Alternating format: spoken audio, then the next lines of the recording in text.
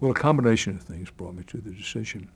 One, that I had felt for some time that I was playing on borrowed time, living professionally on borrowed time, that I never expected when I came in the anchor chair to be there 24 years later.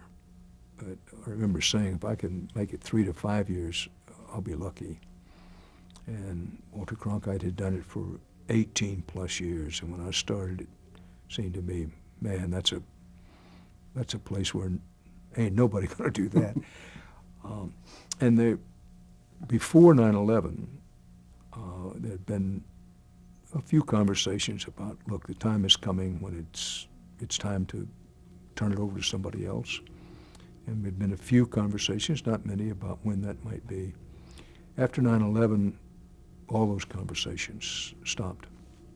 And in the summer of 2004, I had a conversation.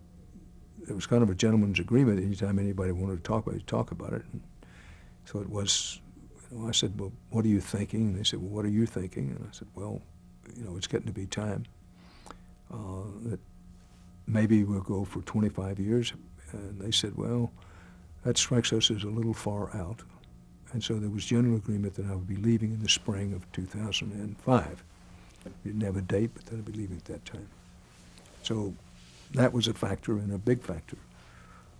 In September of 2004, we broadcast the story of President Bush's military service and military record.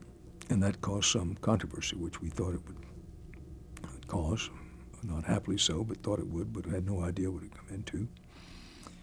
And that since we'd already agreed in the summer that what we were going to do in the spring, it hadn't been announced, it was said to me it might be helpful if we got that out of the way while we're dealing with this other controversy.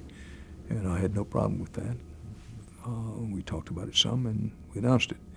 And I recognized that any number of people going to draw their own conclusions about what happened and how it happened and why it happened.